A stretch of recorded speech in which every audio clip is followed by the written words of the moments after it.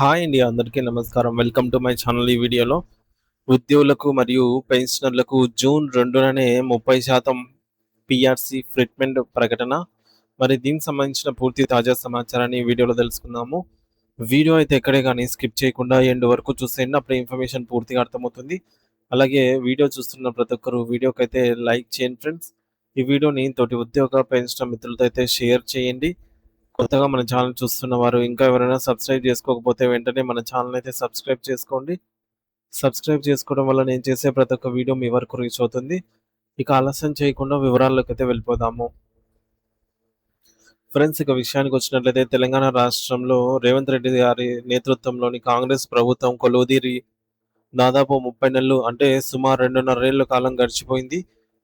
మరి 5 ఏళ్ల పదవీ కాలంలో సగానికి పైగా సమయం, అంటే సగం టర్మ్ పూర్తి కావస్తున్నా కూడా ఈ తరుణంలో నాడు ఎన్నికల ప్రచారంలో భాగంగా ఉద్యోగులకు ఇచ్చిన హామీల హరివిల్లు నేడు వారి గుండెల్లో అసంతృప్తి సెగలు రేపుతోంది.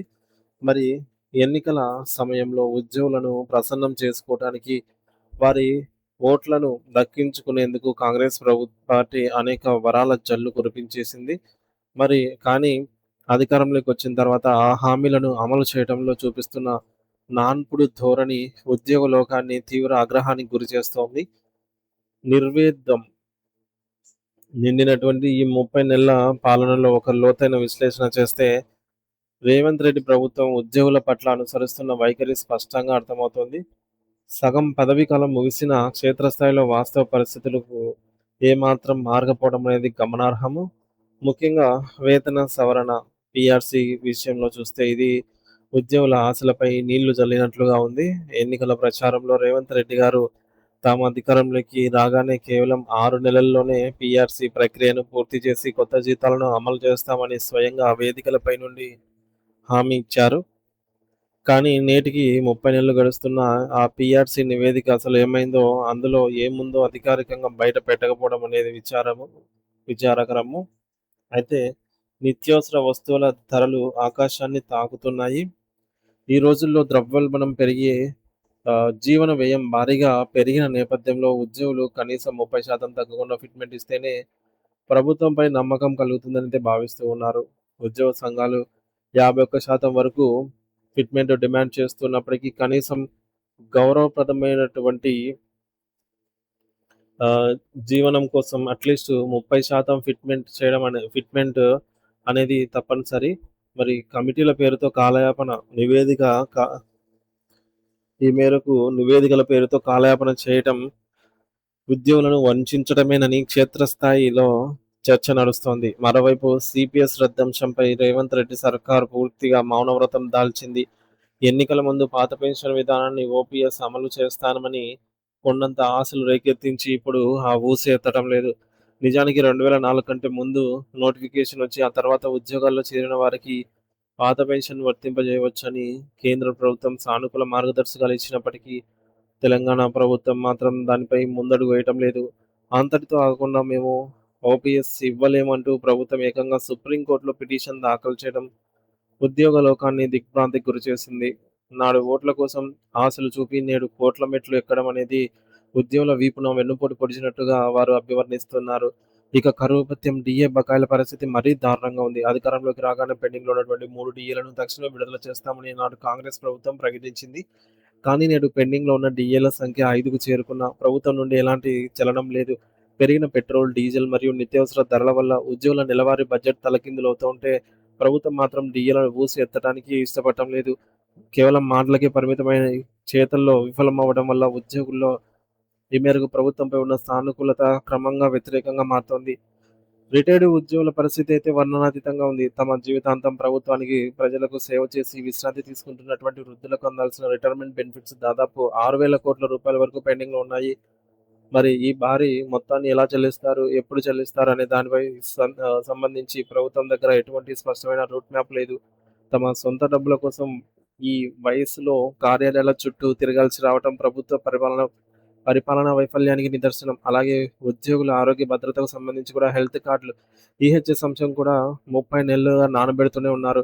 జూన్ 2 తెలంగాణ ఆవిర్భావ దినోత్సవం నాటికి వీటిని ఇస్తామని చెబుతున్నప్పటికీ కార్పొరేట్ ఆసుపత్రులకు చెల్లించాల్సిన బకాయిల వివాదం ఇంకా తేలకపోవడంతో జూన్ 2 నాటికైనా ఇది కార్యరూపం దాల్చుతుందా అనేది అనుమానంగా ఉంది. అయితే రేవంత్ రెడ్డి సర్కార్ పాలనలో ఉద్యోగులకు కలిగినటువంటి ఏకైక ఊరట ఏమైనా ఉందా అంటే ప్రతి నెల మొదటి తేదీన ఉద్యోగుల జీతాలు, పెన్షన్లు అకౌంట్‌లో పడటము. మరి గత ప్రభుత్వ హయాంలో నెలలో సగం దాటిన జీతాలు రాక ఇబ్బందులు పడ్డ ఉద్యోగులకు ఈ నిర్ణయం కొంత ఉపశమనాన్ని ఇచ్చింది. కానీ పెరగాల్సిన జీతాలు పెరగనప్పుడు, రావాల్సిన బకాయిలు రానప్పుడు కేవలం ఒకటో తారీఖున జీతం ఇస్తే ఏం లాభం అని ఉద్యోగులు ప్రశ్నిస్తున్నారు. ఒకటో తారీఖున జీతం ఇచ్చే క్రమశిక్షణకు పీఆర్సీ మరియు డీఏ బకాయిల చెల్లింపు తోడైతేనే దాని సంపూర్ణమైన అర్థం ఉంటుంది అంటున్నారు. మరి ప్రస్తుతం ఉద్యోగుల్లో నెలకొన్న ఈ తీవ్ర అసంతృప్తి తొలగించుకోవడానికి ముఖ్యమంత్రి రేవంత్ రెడ్డి గారికి రాబోయే జూన్ 2 తెలంగాణ ఆవిర్భావ దినోత్సవం ఒక సువర్ణావకాశం. ఈ వేదికగా ప్రభుత్వం కొన్ని సాహసోపేతమైన నిర్ణయాలు ప్రకటించాల్సి ఉంది. మొదటిది జూన్ 2న కనీసం 30% ఫిట్‌మెంట్‌తో కూడినటువంటి పీఆర్సీ ప్రకటన చేయడము. రెండోది పెండింగ్‌లో ఉన్నటువంటి 5 డీఏలలో కనీసం రెండిటిని వెంటనే విడుదల చేస్తూ ఉత్తర్వులు జారీ చేయడం. మూడవది కేవలం మాటలకే పరిమితం కాకుండా జూన్ 2 నుండి రాష్ట్ర వ్యాప్తంగా అన్ని హాస్పిటల్స్‌లో క్యాష్‌లెస్ వైద్యం అందేలాగా స్పష్టమైన జీవో ఇవ్వటం. ఇక చర్చల పేరిట కాలయాపన చేస్తూ నాన్చుడు ధోరణి అవలంబించటం వల్ల 30 నెలల కాలంలో ప్రభుత్వంపై పెరిగినటువంటి ప్రతికూలతను ఈ నిర్ణయాలు ఆహ్, మాత్రమే పోగొట్టగలవన్నమాట.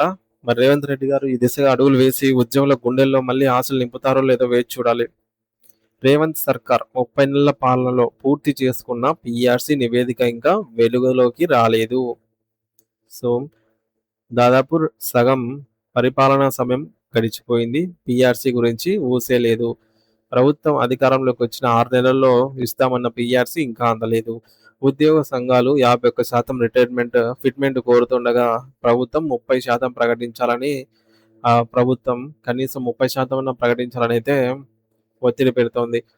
సిపిఎస్ రద్దు హామీ ఇచ్చి ఇప్పుడు సుప్రీంకోర్టులో పిటిషన్ వేయడంపై ఉద్యోగులు ఆగ్రహంతో ఉన్నారు. అలాగే రాష్ట్రంలో ప్రస్తుతం 5 డీఏలు పెండింగ్‌లో ఉన్నాయి. వాటి విడుదలపై స్పష్టత లేదు. రిటైర్మెంట్ ఉద్యోగులకు అందాల్సిన 6,000 కోట్ల రూపాయల బకాయిలు కూడా ఇంకా పెండింగ్‌లోనే ఉన్నాయి. హెల్త్ కార్డుల ప్రక్రియ జూన్ 2 నాటికి పూర్తి చేస్తామని ప్రభుత్వం తుది గడువైతే పెట్టింది. నెల మొదటి తారీఖునే జీతాలు ఇవ్వడం ఒక్కటే ఉద్యోగులకు ప్రస్తుతం ఇస్తున్న ఊరట అంశము ఏదైనా ఉందంటే అదొకటే. ఇక జూన్ 2న తెలంగాణ ఆవిర్భావ దినోత్సవం నాడు పీఆర్సీ మరియు డీఏ ప్రకటనలు వస్తాయని ఉద్యోగ లోకమంతా కూడా ఎంతో ఆశగా సర్వత్రా వేచి చూస్తోంది. తెలంగాణలో రేవంత్ రెడ్డి ప్రభుత్వం అధికారంలోకి వచ్చి 30 నెలలు గడుస్తూ ఉన్నా ఎన్నికల ముందు ఉద్యోగులకు ఇచ్చిన కీలక హామీలు నెరవేరలేదు. పీఆర్సీ అమల్లో జాప్యం, 5 డీఏలు పెండింగ్‌లో ఉండటం, సిపిఎస్ రద్దుపై కోర్టుకెళ్లడం ఇటువంటి అంశాలు ఉద్యోగుల్లో తీవ్ర అసంతృప్తిని నింపాయి. నెల మొదటి తారీఖునే జీతాలు ఇస్తున్నప్పటికీ వేతన పెంపు లేకపోవడంతో ఆ క్రెడిట్ అంతా కూడా కొట్టుకుపోతోంది.